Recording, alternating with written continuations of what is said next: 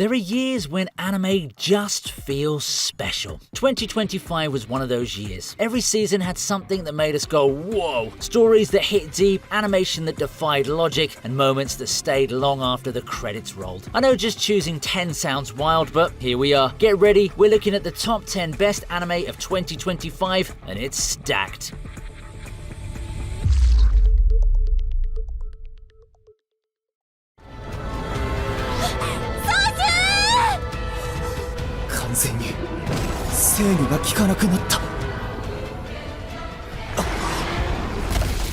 You know an anime's wild when your elevator pitch sounds like guy gets betrayed, eaten by his pet whale, and comes back to wreck everyone. Coming from China's booming animation scene, this one blended revenge fantasy, spiritual beasts, and absurd power scaling that made me audibly go, bro, what? Multiple times. But here's the thing, it worked. Every episode escalated the madness with jaw-dropping abilities, grandiose battles, and a world that felt massive. Sure, it's dramatic, maybe even melodramatic, but that's the beauty of it. It's that unapologetic, everything is epic energy anime fans secretly love. Between the mythical vibes, savage one-liners, and amazing fight animation, this show devoured my screen time, literally. 私たちを阻むものを全て飲み込むと、お前さえいれば失った全てを取り戻せる。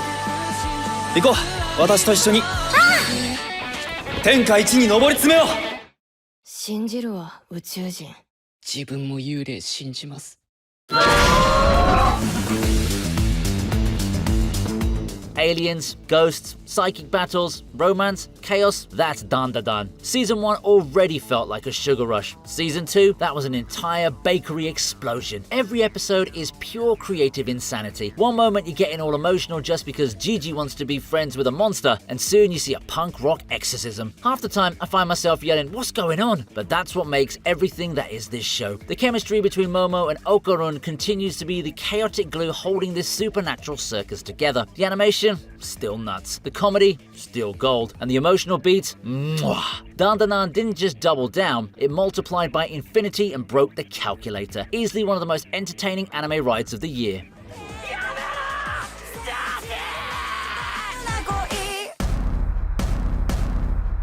So, picture this. It's a chilly autumn evening in Japan. Mount Fuji's glowing orange under the sunset, the air smells like roasted sweet potatoes, and you're sitting at home, jealous. But wait, our sponsors Tokyo Treat just dropped their Fuji Fall Snackscape box, and suddenly, Japan's fall is at your doorstep. You get melon high chews, sweet potato puku puku tai, Mount Fuji Choco Crunch, and strawberry white chocolate crunky. It's like an edible postcard from Japan's best season. Each Tokyo Treat box brings limited edition snacks you won't find anywhere else, plus a cultural booklet so you can pretend you're studying between sugar highs. And if you want something calmer, something that feels like sipping tea under maple leaves, Sakurako's Wonder of Nagano box is pure zen. You get melon hojicha, chestnut pie, walnut biscuits, and a beautiful saga shippo plate that makes every snack feel just like art. So yeah, skip the flight and still taste Japan's fall. Click the link in the description or scan the QR codes and use code VINNY for $5 off your first box. Because honestly, autumn's better when it's snack flavored.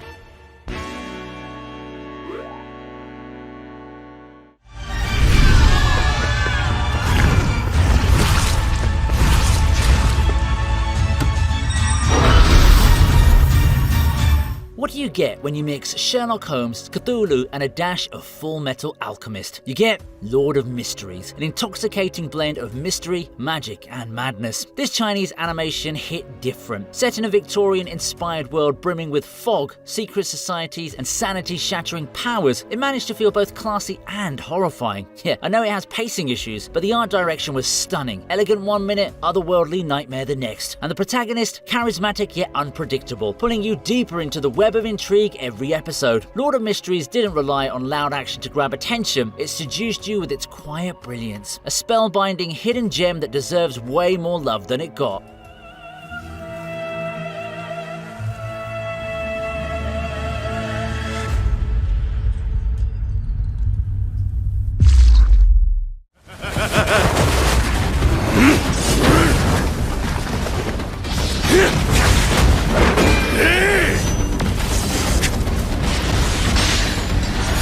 Aurofama is back and he's flexing harder than ever. Solo Leveling Season 2 picked up right where Season 1 left off, with Jinwoo casually soloing enemies like he's late for dinner. But this time, it wasn't just about the spectacle, though holy hell, the spectacle was unreal. Season 2 gave us deeper lore, higher stakes, and fights that looked so good, I had to remind myself to blink. The production went full, let's make gamers cry from hype mode, and I loved every frame. Jinwoo remains one of anime's most unapologetically cool protagonists, stoic, confident, and borderline mythic. You watch for the insane boss fights, but you stay for the sheer power fantasy of watching one man take on literal gods. If main character energy was a genre, Solo Leveling would be its poster child.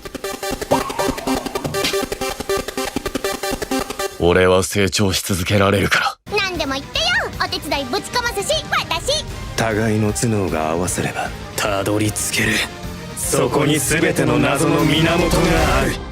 You ever watch anime and go, so they're doing Science Wars now? That's Dr. Stone, science future for you. In this season, Senku and crew trek into the New World, as in North and South America, to hunt down rare resources, unravel secrets of the petrification device, and clash with formidable foes. This isn't just about flashy tech, it feels like a grand expedition. They're legit building electric motors or cooking up something, or they're in jungle warfare, racing through forests with scientific gadgets in hand. The show leans harder into action than before, but those scientific moments are still there, they just punch harder now. Visually and narratively, Science Future balances discovery and danger masterfully. Senku still shines with that smug, this is exhilarating energy, while conflicts force him to apply science under pressure. And man, those emotional beats hit just as hard as the explosions. The final episodes made me fist pump for chemistry like it was the World Cup. Dr. Stone, Science Future reminded us that sometimes the most powerful magic of all is just good old-fashioned science. 最終決戦はアマゾン奥地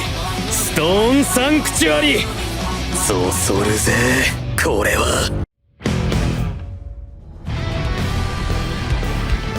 さあ始めようか You know how every time Demon Slayer drops something new, the internet collectively loses its mind? Yeah, Infinity Castle Part 1 didn't just break the internet, it slammed it into another dimension. This arc feels like Ufotable kicked open the studio doors and yelled, who needs psychics when you have unlimited budget? The sheer scale of the castle, the twisting corridors, floating rooms, shifting gravity. It's like someone gave an architect too much caffeine and too much talent. Every frame looks expensive, like mortgage a house for another render pass is expensive. But beyond the spectacle is the atmosphere. It's claustrophobic, emotional, and dripping with tension. You can feel the endgame approaching. Every fight feels personal, every cut deliberate. The animation hits god-tier levels, but the character moments, that's where it hurts. Infinity Castle Part 1 isn't the finale yet, but it already feels like the calm before a historic storm. Demon Slayer's crown is still firmly in place and shining brighter than ever.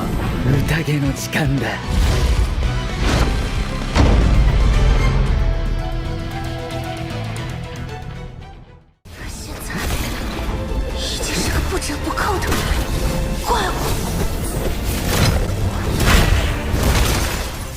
In a year where everyone and their grandma tried to be a superhero, To Be Hero X swooped in and said, hold my cape. This wild ride from a Chinese studio proved that great anime can come from anywhere, and it did so with style to spare. Imagine a world where believing in a hero actually gives them power. Yeah, you read that right. It's a ridiculous premise that the show absolutely owns, delivering some of the wackiest hero antics I've seen since One Punch Man discovered hair loss. The animation and fight scenes were shockingly slick, plus you can feel the passion behind it. They even roped in top-tier musical talent with Savano, so every epic moment had a killer soundtrack to match. It's basically my gym playlist now, you know. If Absurdly Fun had a poster child, To Be Hero X would be front and center.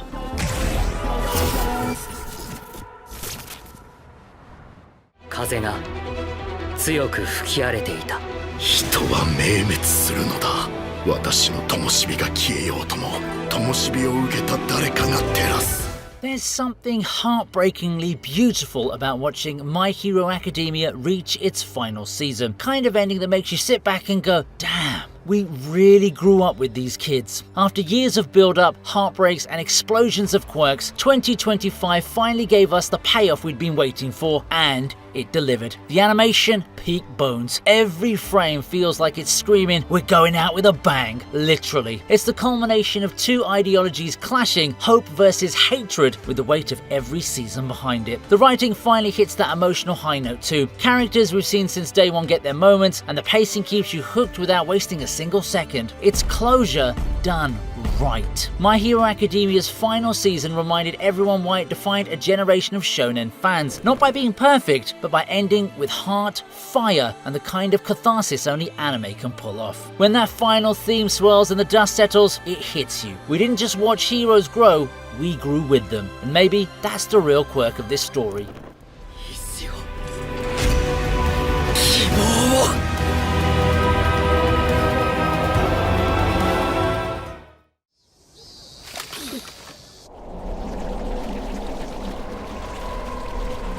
何？ If you looked at Thakopi's original sin and thought, a cute alien coming to spread happiness, how wholesome. Oh, you poor naive soul. This show that no one saw coming sucker punched everyone with one of the most emotionally devastating stories of the year. Thakopi might look like a plush toy, but his story is a mirror to humanity's darkest and most tender sides. It's a masterclass in tone balance, gentle visuals, heavy themes, and writing that hits like a train made of sadness. Despite its bleakness, there's beauty in its honesty. It doesn't manipulate your tears, it earns them. The ending left me staring at the credits, silently re-evaluating life. If Clannad broke you once upon a time, Thakopi's original sin will make sure the emotional damage is permanent. 最近はちょっと悪くないんだ。静香ちゃん、ごめんね。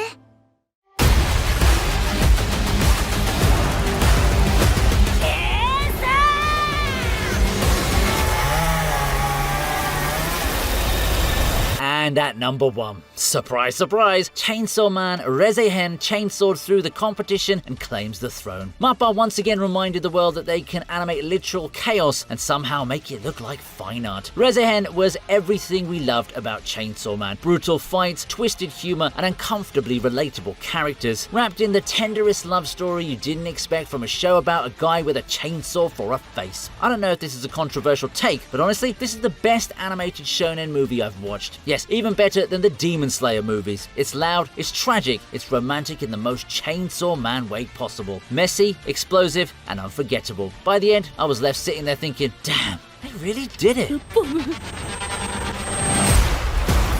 みんなチェンソーの心臓ばっか欲しがっちゃってデンジーの心臓は欲しかねえのかバン So there it is, the best anime of 2025. If this is the bar we're setting for anime's future, I can't wait for 2026 to somehow outdo it. What were your top picks this year? Let me know down below. And as always, hit that like button, subscribe for more weeb nonsense, and I'll see you next time.